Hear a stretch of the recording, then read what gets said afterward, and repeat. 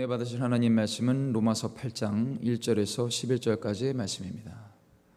로마서 8장 1절에서 11절까지의 말씀은 신약성경 249면에 있습니다. 우리 다 찾으셨으면 한 목소리로 봉독합니다. 그러므로 이제 그리스도 예수 안에 있는 자에게는 결코 정죄함이 없나니 이는 그리스도 예수 안에 있는 생명의 성령의 법이 죄와 사망의 법에서 너를 해방하였음이라. 율법이 육신으로 말미암아 연약하여 할 수 없는 그것을 하나님은 아시나니 곧 죄로 말미암아 자기 아들을 죄 있는 육신의 모양으로 보내어 육신의 죄를 정하사 육신을 따르지 않고 그 영을 따라 행하는 우리에게 율법의 요구가 이루어지게 하려 하심이니라. 육신을 따르는 자는 육신의 일을, 영을 따르는 자는 영의 일을 생각하나니 육신의 생각은 사망이요 영의 생각은 생명과 평안이니라. 육신의 생각은 하나님과 원수가 되나니 이는 하나님의 법에 굴복하지 아니할 뿐 아니라 할 수도 없음이라. 육신에 있는 자들은 하나님을 기쁘시게 할 수 없느니라. 만일 너희 속에 하나님의 영이 거하시면 너희가 육신에 있지 아니하고 영에 있나니 누구든지 그리스도의 영이 없으면 그리스도의 사람이 아니라. 또 그리스도께서 너희 안에 계시면 몸은 죄로 말미암아 죽은 것이나 영은 의로 말미암아 살아있는 것이니라.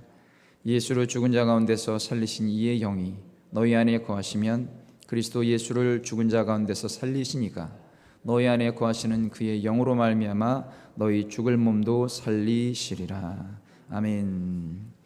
저는 오늘 여러분과 함께 읽은 로마서 1장 1절에서 11절까지, 로마서 8장 1절에서 11절까지의 말씀을 본문으로 해서 하나님의 영이 거하시는 사람, 이와 같은 제목으로 함께 잠시 은혜를 나누겠습니다. 여러분, 사람이 특별한 이유가 무엇이겠습니까? 바로 하나님의 형상, 즉 지정의로 지음을 받았기 때문이죠. 그런데 더 놀라운 사실은 창세기 2장 7절에 보면 여호와 하나님이 땅의 흙으로 사람을 지으시고 생기를 그 코에 불어 넣으시니 사람이 생명이 되니라 라고 말씀합니다. 즉 하나님께서 다른 생명체들은 말씀을 통하여 육체와 생명을 동시에 창조하신 반면 특별히 사람만은 그 육체를 흙으로 지으시고 그 생명은 하나님께서 친히 그 코에 생기를 불어 넣으심으로 존재하게 하셨던 것입니다. 이러한 독특한 방법을 사용하여 창조된 저와 여러분은 살아서 숨쉰다는 점에서 다른 동물들과 차이가 없어 보일 수 있겠지만 하나님의 특별한 애정으로 그 형상에 따라 지음을 받았다는 점에서는 생명이라 불려질 수 있습니다. 그러나 아담의 타락 이후 하나님과 자유로운 교제는 단절이 되어 지금의 상황이 된 것입니다.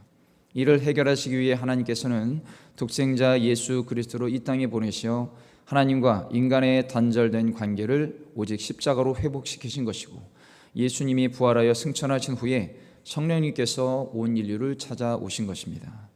그래서 이제는 예수님의 십자가를 믿고 의지하는 영혼은 누구든지 성령을 사모하면 내주하심을 경험할 수 있는 축복을 받게 된 것입니다. 저와 여러분은 바로 이러한 놀라운 축복을 받은 주님의 백성이라는 사실을 기억하시기 바랍니다. 그러나 오늘날 겉모양은 사람의 모습을 하고 있다지만 사람으로 도저히 할 수 없는 짓을 저지르는 일부 그런 사람들을 보면 사람다운 사람이라고 할 수 없을 것입니다. 안타깝게도 교회를 다니며 예배를 드린다고 해서 모두 하나님의 영이 거하시는 사람이라고 단언할 수 없겠죠. 물론 세상에 빠져서 교회를 멀리하고 또 예배를 드리지 않는 전형적인 불신자들보다는 낫다고 하겠지만 이왕 불신자들과 다른 삶을 살려고 작정한 것이라면 나의 믿음을 보이는 것이라면 교회만 오고 가며 미지근하게 예배만 드리는 것에 만족하지 말고 오직 성령의 충만함을 받아서 하나님의 거룩하신 성령이 내주하시고 다스리시며 인도하시는 거룩한 성도가 되어야 하는 것입니다. 무엇보다 오늘 말씀을 통해서 성령님의 능력이 무엇이며 성령님의 생각과 성령님이 거하시는 사람은 어떤 사람인지 알아보겠습니다. 그리고 저와 여러분이 그런 영혼이 더욱 되어서 오직 하나님을 기쁘시게 해드리며 아직도 영원한 멸망을 향해 달려가는지도 모르는 수많은 불신의 사람들에게 구원의 길이신 예수 그리스도를 전하는 아름답고 복이 있는 성산순복음교회 모든 성도님들 되시기를 주님의 이름으로 간절히 축원을 드립니다. 먼저 1절에서 2절의 말씀을 보겠습니다. 그러므로 이제 그리스도 예수 안에 있는 자에게는 결코 정죄함이 없나니 이는 그리스도 예수 안에 있는 생명의 성령의 법이 죄와 사망의 법에서 너를 해방하였음이라. 아멘. 여러분이 정죄란 무엇입니까? 정죄, 죄로 정한다라는 뜻이죠. 즉 유죄 판결을 통해서 죄인으로 인정한다는 것입니다. 즉 죄인이기 때문에 형벌을 받는 것으로 결정했다는 것이죠. 그러므로 예수 안에 있는 자에게 정죄함이 없다는 말씀은 예수 안에서만이, 오직 예수님 안에서만이 형벌이 없다고 확증해 주시는 것입니다. 그렇기에 성령의 법이란 생명을 주고 또 성령의 주관하시는 능력을 말씀합니다. 이어서 예수님 안에 있는 생명의 성령의 법이 죄와 사망의 법에서 우리를 해방했다고 하는데, 그럼 죄와 사망의 법이란 무엇입니까? 궁극적으로 사망과 저주를 가져다주는 죄의 힘입니다. 요한복음 8장에 보면 예수님은 가늠하다가 잡힌 여인에게 다시는 죄를 범하지 말라고 하시며 용서해 주시죠. 우리가 명심할 것은 주님은 결코 죄를 가볍게 여기거나 하찮게 취급하지 않으셨다는 겁니다. 하나님이 중요하게 여기신 것은 죄인이 참된 회개와 함께 새롭게 출발하는 것입니다. 그리고 그 자리에 있던 많은 유대인들에게 주님은 진정한 율법이 무엇이며 참 진리가 무엇인지 가르쳐 주셨습니다. 그것은 바로 예수님을 믿는 자는 죄와 사망의 법에서 영원한 해방, 즉 자유케 된다는 것이죠. 요한복음 8장 31절에서 32절을 읽어드립니다. 그러므로 예수께서 자기를 믿은 유대인들에게 이르시되 너희가 내 말에 거하면 참으로 내 제자가 되고 진리를 알지니 진리가 너희를 자유롭게 하리라. 아멘. 그러나 당시 유대인들은 이 예수님께서 말씀하신 자유가 어떤 것인지 이해하지 못했습니다. 그들은 그저 아브라함의 자손이라 남의 종이 된 적이 없다고만 성경에 말하고 있습니다. 즉 구약시대 때부터 예수님 시대까지 외세의 침략에도 내면으로 굴복한 적이 없었기 때문에 그들은 늘 아브라함의 자유로운 자손들이라고 주장하고 생각한 것이죠. 그러나 여러분, 예수님은 죄를 범하는 자마다 죄의 종이라고 말씀하셨고 저와 여러분은 원래 그러한 존재인 것입니다. 이처럼 인간은 육신이 연약하고 죄를 지을 수밖에 없으며 율법의 요구를 이룰 수도 없습니다. 그러므로 누구든지 이 사실을 철저히 깨닫고 오직 예수 그리스도 앞에 엎드려 철저히 회개해야 하는 것입니다. 그러면 하나님이 구원을 선물로 베풀어 주십니다. 이어서 하나님께서 그러한 인간을 위해 행하신 방법이 바로 3절에서 4절의 말씀입니다. 율법이 육신으로 말미암아 연약하여 할 수 없는 것을 하나님은 아시나니 곧 죄로 말미암아 자기 아들을 죄 있는 육신의 모양으로 보내어 육신의 죄를 정하사 육신을 따르지 않고 그 영을 따라 행하는 우리에게 율법의 요구가 이루어지게 하려 하심이니라. 아멘. 그렇습니다. 이것은 하나님께서 죄와 율법과 육신 사이의 파멸의 관계를 어떻게 정리하셨는지 말씀하십니다. 하나님은 죄 자체인 이 세상에 죄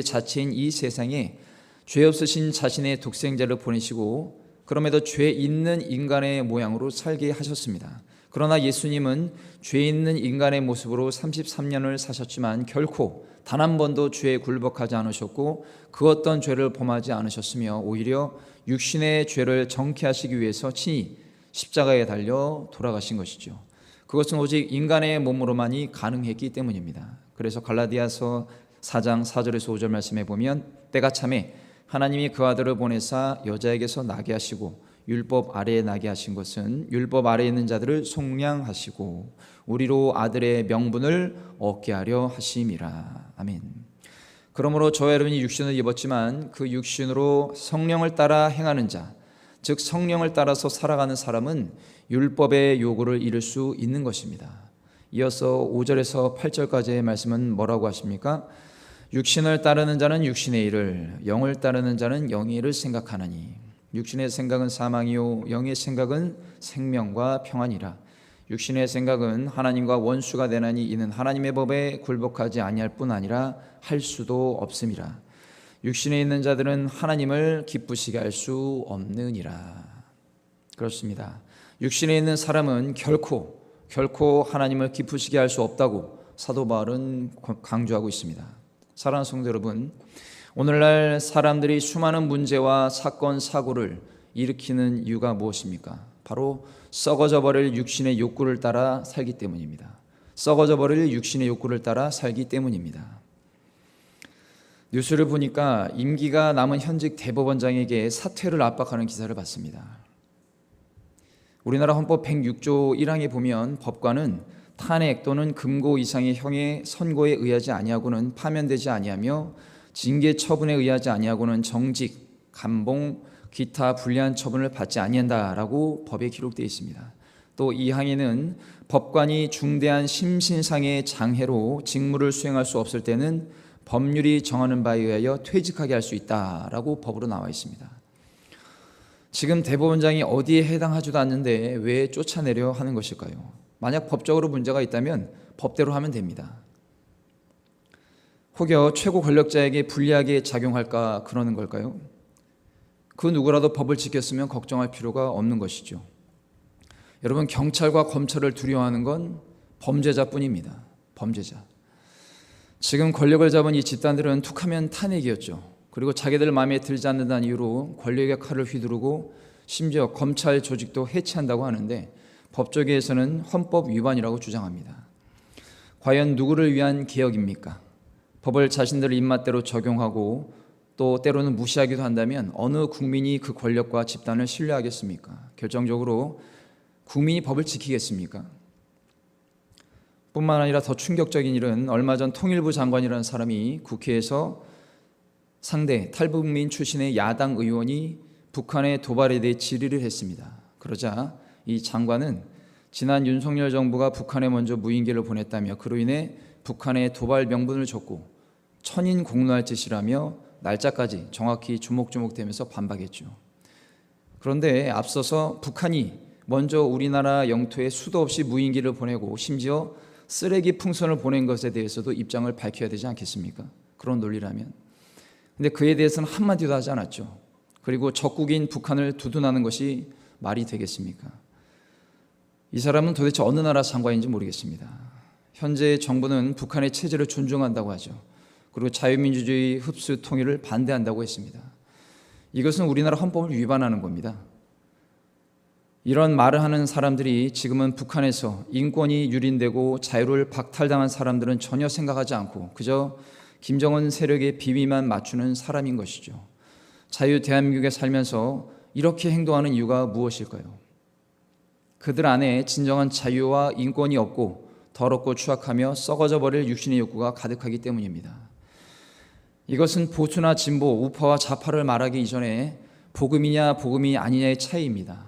여러분, 복음은 하나님이 사람에게 주신 진정한 행복과 자유에 대해 말합니다. 그러나 이를 잃어버린 사람에게 오직 예수 그리스도를 통하여 얻는 참된 구원과 영생의 길을 강조하고 있습니다. 특히 앞서 8절에 육신에 있는 자들은 하나님을 기쁘시게 할 수 없느니라 라고 했습니다. 자, 그러면 하나님이 기뻐하시는 것은 무엇입니까? 바로 영혼 구원입니다. 영혼 구원. 즉 그리스도의 복음이 전파되고 그 복음을 통해 저 북한 땅이 해방되어서 진정한 자유를 얻게 되는 것입니다. 그런데 자유 대한민국의 정부와 공직자란 사람들이 이를 외면하고 전체주의 체제를 존중한다는 것은 저 금수만도 못한 김정은 정권을 존중한다는 것이고 이것은 2,500만 북한 주민의 인권과 자유를 철저히 외면하는 것입니다. 그리고 지금도 부당하게 억류되어 있는 우리나라 선교사님들을 외면하는 일이죠. 국가가 국민의 생명과 안전을 보장하지 못한다면 그것은 국가로서 실격인 겁니다. 북한에게 어떤 약점을 잡히지 않았다면, 그것이 아니라면 공개적으로 이렇게 북한을 옹호하는 건 있을 수 없죠. 마치 북한 괴뢰 정권에게 잘 보이려고 아부하는 것으로밖에 저는 판단이 되지 않습니다. 사랑하는 성도 여러분, 이처럼 육신의 욕구를 버리지 못하고 살아가는 영혼들이 교회 안에도 종종 있습니다. 이들은 신앙의 연수와 직분의 유무에 상관없이 개인의 중심에 무엇이 자리 잡고 있느냐가 결정합니다. 이런 모습은 성령님을 주인으로 모시고 살기는커녕 여전히 나 자신을 주인으로 삼고 사는 사람, 즉 자기 중심적인 사람의 모습이죠. 자기 중심적이라는 것은 자신을 우상으로 삼는 겁니다. 이 죄에 빠지면 죄에 대한 분별력이 떨어집니다. 즉 예수님을 믿고 교회에 나와 예배를 드리고 모임을 참여하며 기본적인 신앙생활을 한다고 해도 목회자의 선포내는 말씀과 선포하는 기도에 바르게 반응할 수 없습니다. 이들의 특징은 진리의 말씀을 선포해도 내 중심으로 듣습니다. 즉 말씀을 기준으로 옳고 그름을 따져서 성도가 하나님이 원하시는 삶으로 인도하느냐가 아니라 그저 자기 귀에 듣기에 부드럽고 자기 귀에 편안하며 내 마음에 감동을 주어야 하고 내가 교회에서 하는 언행이 성경적인지 아닌지보다 그저 나를 인정해 주는가 아닌가로 판단한다는 것입니다. 목회자의 설교가 아무리 복음을 전파해도 내 기분과 감정과 마음을 상하게 하면 은혜가 없다고 여깁니다. 반대로 목회자가 복음을 전파하기보다 성도의 눈치를 보며 아침 저녁으로 변해가는 성도의 감정을 읽어 맞추고 또 성도가 내는 헌금과 봉사의 손길을 의식해서 맞춰주는 맞춤형 메시지를 선포하면 은혜롭다고 여기죠. 물론 교회는 세상에 지친 영혼을 위로하며 하나님의 사랑을 전하고 하나님이 주시는 새 힘을 공급받아 나누는 거룩한 공동체입니다. 그러나 일상 가운데 우리가 범하는 수많은 죄악과 여전히 깨지지 않는 나라는 자아 때문에 공동체를 힘들게 하며 상처를 주는 이 고질적인 개인의 잘못된 습성을 간과하고 그저 듣기 좋은 축복과 위로만 전하는 것은 성경이 말하는 것이 아닙니다. 이것은 십자가 고난이 없는 부활과 승천을 말하는 것과 같죠. 죽지 않았는데 어떻게 부활이 있을 수 있겠습니까? 우리가 옷을 입고 단추를 채울 때도 순서가 맞아야 옷이 틀어지지 않죠. 이처럼 개인의 죄와 회개를 다루지 않으면서 축복만 전하는 것은 옷의 단추를 마음대로 채우는 것과 같습니다. 그렇게 틀어진 옷을 입고 밖에 나가면 정신이 이상한 사람이라고 볼 것입니다. 앞서 이러한 성도들은 대부분 모범적인 신앙생활을 하지 않습니다. 공예배나 11조 봉사와 헌신을 말씀드리는 것이 아닙니다. 나라는 자아를 그대로 모셔두고 사는 신앙생활을 말합니다. 나를 모시고 살면서 공예배에 참여나 헌금과 봉사를 하는 것은 밑이 터진 항아리에 물을 붓는 것과 같은 일이며 거룩하신 하나님을 기만하는 일입니다. 결국 지구역이나 봉사처에서 늘 상대방에게 상처를 주죠.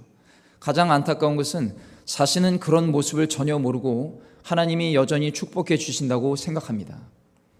여러분, 하나님께서 축복해 주신다고 여기지 말고 불쌍히 여겨서 봐주고 계신다고 생각하기 바랍니다.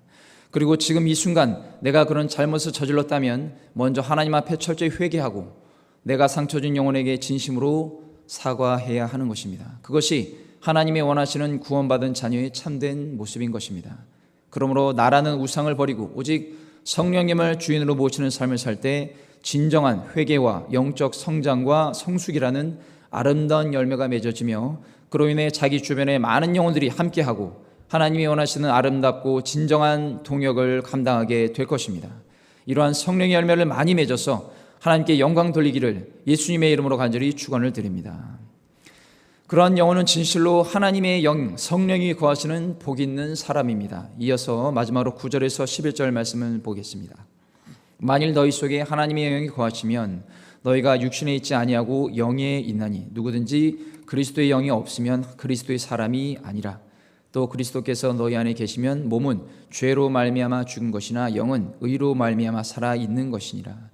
예수를 죽은 자 가운데서 살리신 이의 영이 너희 안에 거하시면 그리스도 예수를 죽은 자 가운데서 살리시니까 너희 안에 거하시는 그의 영으로 말미암아 너희 죽을 몸도 살리시리라. 아멘. 성령님을 철저히 모셔두고 사는 영혼은 성령의 인도하심을 받기 때문에 하나님 중심으로 살고 하나님을 기쁘시게 해드리는 일에 우선순위를 두며 자신의 모든 관심을 집중시키는 것입니다. 목회자의 관심이나 칭찬을 받으려고 행하지 않고 주변 성도들의 인정에 목말라 하지 않습니다. 그래서 하나님의 거룩하신 생각과 일치하는 생각을 하게 되는 것이죠. 즉 예수님을 몰라서 죽어있는 영혼이나 또는 생기가 없는 공동체를 오직 성령의 능력으로 살리게 되는 것입니다. 사사기 13장부터 시작된 이야기에 보면 삼손에 대해서 나오죠. 이 삼손은 여성을 매우 좋아했습니다. 그런데 이를 절제하지 못한 삼손은 그 문제로 인해 몰락의 길로 걸어가게 되죠. 결국 그는 들릴라와의 일 가운데 큰 고난을 당합니다. 블레셋의 감옥에서 두 눈이 빠진 상태로 블레셋의 제사 가운데 맷돌을 굴리며 조롱거리가 되고 말죠. 그러나 자신의 잘못을 확실히 알고 하나님께 철저히 회개한 삼손은 하나님께 어떻게 간구했고 또 하나님은 그를 어떻게 사용하셨습니까? 사사기 16장 28절에서 31절까지의 말씀을 읽어드립니다. 삼손이 여호와께 부르짖어 이르되 주 여호와여 구하옵나니 나를 생각하옵소서. 하나님이여 구하옵나니 이번만 나를 강하게 하사 나의 두 눈을 뺀 블레셋 사람에게 원수를 단번에 갚게 하옵소서 하고, 삼손이 집을 버틴 두 기둥 가운데 하나는 왼손으로 하나는 오른손으로 껴 의지하고, 삼손이 이르되 블레셋 사람과 함께 죽기를 원하노라 하고 힘을 다하여 몸을 굽히매 그 집이 곧 무너져 그 안에 있는 모든 방백들과 온 백성에게 덮이니 삼손이 죽을 때에 죽인 자가 살았을 때에 죽인 자보다 더욱 많았더라. 그의 형제와 아버지의 온 집이 다 내려가서 그의 시체를 가지고 올라가서 소라와 에스다올 사이 그의 아버지 마노아의 장제에 장사하니라. 삼손이 이스라엘의 사사로 20년 동안 지냈더라. 아멘. 삼손은 결국 하나님의 뜻을 이루며 대적 블레셋을 완전히 전멸시키고 이스라엘에게 진정한 평강을 안겨주었습니다. 오늘 저와 여러분도 이렇게 성령의 능력으로 주변의 악한 것들을 물리치고 성령이 하나 되는 역사를 이루는 통로가 되어서 하나님의 평강과 은혜가 임하는 복 있는 성도들이 다 되시기를 예수님의 이름으로 축원을 드립니다. 말씀을 맺겠습니다. 사랑하는 성도 여러분, 나는 성령이 거하시는 사람입니까? 아니면 여전히 나라는 자아를 모시고 사는 사람입니까? 성령이 거하시는 사람이라면 무엇을 사랑하고 생각하고 갈망하고 있겠습니까? 당연히 하나님만 소망하고 하나님의 거룩하신 뜻이 부족한 나를 통해 이루어지기를 바라며 살아야 합니다. 그런데 때론 내게 주어진 명예, 권력, 물질을 소망하고 간구했던 적은 없었습니까? 물론 세상을 살아가야 하기 때문에 그런 것들은 필요하죠. 그러나 필요하다고 여기는 것과 그러한 것에 모든 신경을 쏟고 살아가는 것은 전혀 다른 이야기입니다. 또 그러한 것은 하나님이 주셨기 때문에 하나님의 영광을 위해 사용되는 소모품에 불과한 것이지, 그것들을 하나님보다 사랑하고 섬겨서 하나님께 버림받는 실패하는 인생이 되어서는 결코 안 될 것입니다. 무엇보다 성령이 거하시는 사람은 하나님의 일에 집중하고 노력하여 영적으로 생명력이 넘치고, 하나님은 물론 성도들 가운데서도 성령의 아름다운 열매를 맺습니다. 그러므로 성령의 생각을 따라 사는 성도는 지구역과 봉사처는 물론이고 내가 일하는 조직에서도 분쟁과 다툼의 원인을 제공하지 않고 언행을 잘못하여 상대방에게 상처를 주지 않습니다. 오히려 말씀과 기도를 통해 성령님의 세밀하신 음성에 더욱 귀를 기울이고 성령의 열매를 맺어 공동체를 살리게 됩니다. 나아가 상한 심령을 회복시키는 통로가 되어서 하나님 나라의 확장을 이끕니다. 우리 교회와 모든 성도님들이 이처럼 성령님을 인정하고 환영하며 철저히 주인으로 모셔드려서 강한 바람과 같이, 뜨거운 불과 같이, 깨끗한 생수와 같이 역사하시는 성령님의 거룩한 도구가 되기를 예수님의 이름으로 간절히 축원을 드립니다. 기도하겠습니다.